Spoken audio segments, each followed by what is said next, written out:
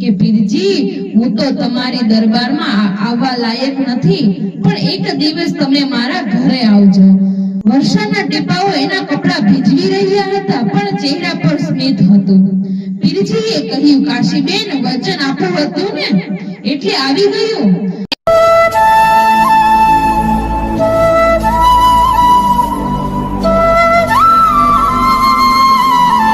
બોલો રામચંદ્ર ભગવાનની જય, કૃષ્ણ કનૈયા લાલ કી જય, સત્ય સનાતન ધર્મની જય, હનુમાનજી મહારાજની જય, રામા પીરની જય।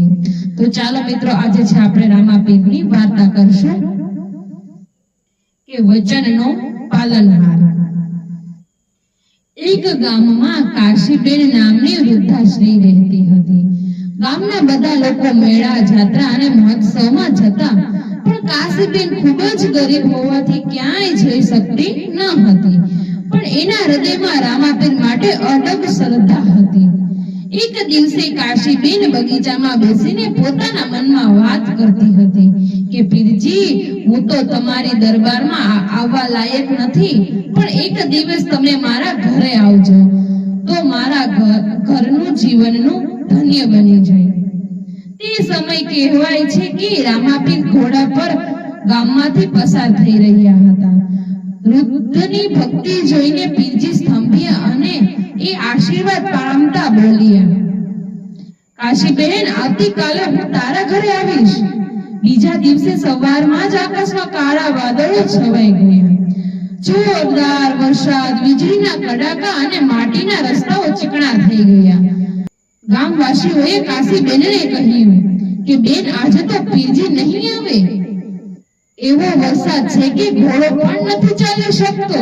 પણ કાશીબેનને હસીને બોલ્યા, જે સંત વચન આપે છે એ ક્યારેય તોડતા નથી।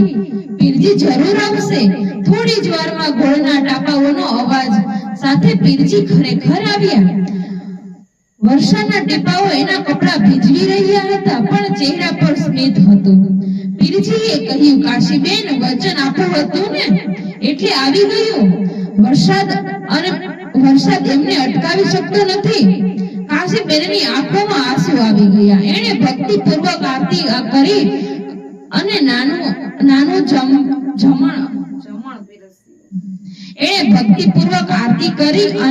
નાનું જમણ પીરસ્યું। પીરજીએ પ્રસાદ સ્વીકાર્યો અને એને આશીર્વાદ આપ્યા, તારું ઘર સદા સુખ, શાંતિ અને અંતથી ભરેલું રહેશે।